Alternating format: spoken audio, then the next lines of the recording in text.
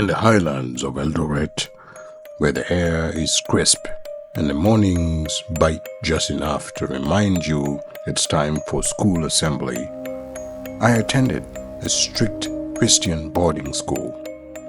The kind where discipline was measured in silence, beans and maize were dinner staples, and Psalm 119 verse 105 was not just our motto, it was practically our anthem.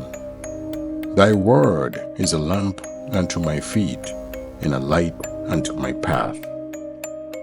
Our uniforms were modest, green skirts or trousers, white shirts, and no room for flair. The school followed the traditions of the African Inland Church, A.I.C.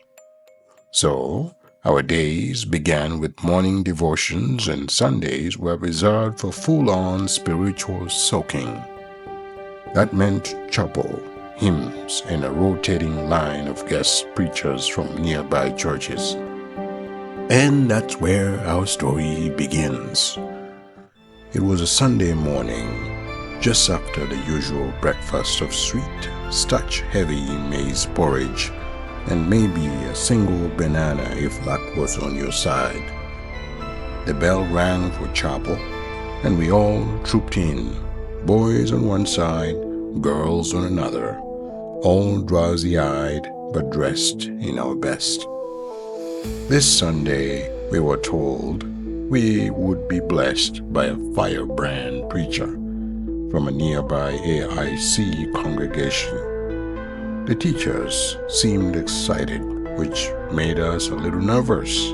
Firebrand usually meant long, loud, and sweaty. They weren't wrong. The preacher arrived, tall, booming, dressed in a slightly oversized navy suit that had clearly seen many pulpits. He carried a Bible the size of a small briefcase, and from the moment he stepped onto stage, he launched into a sermon with the fury of Elijah calling down fire.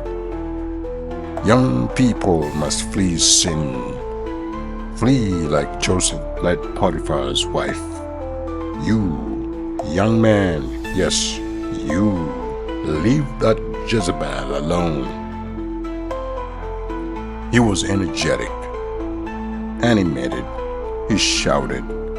He stomped, he wagged his fingers, he jumped, he howled, and by the halfway point of his sermon, he was absolutely drenched in sweat.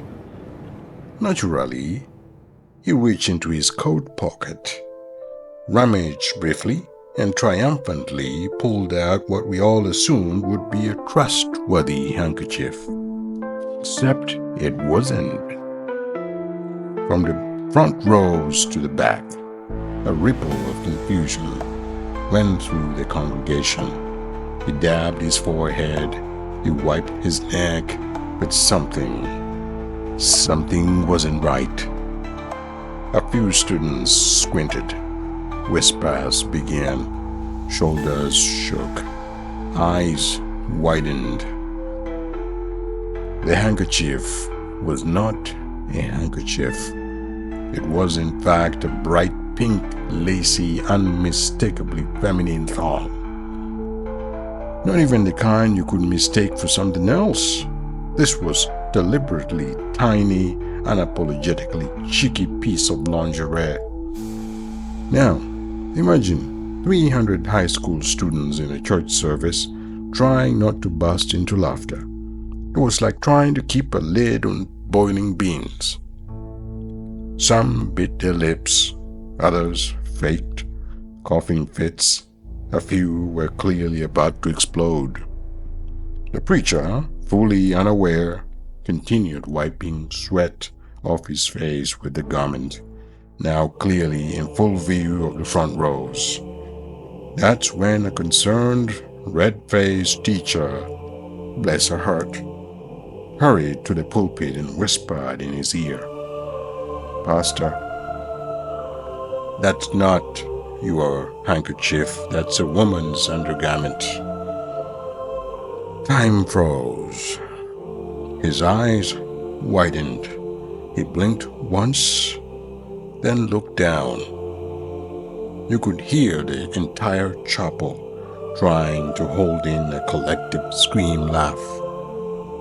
The pastor turned, beet red, gave a nervous chuckle, and swiftly stuffed the thong back into his pocket like it was radioactive.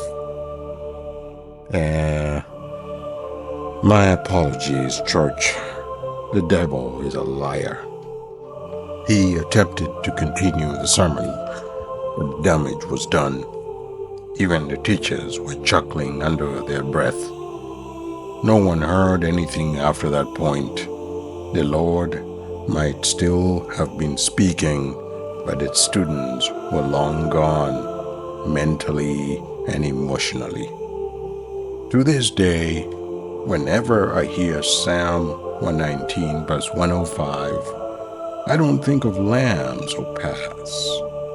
I think of one poor pastor, one lacy pink thong, and one unforgettable Sunday morning in Eldoret.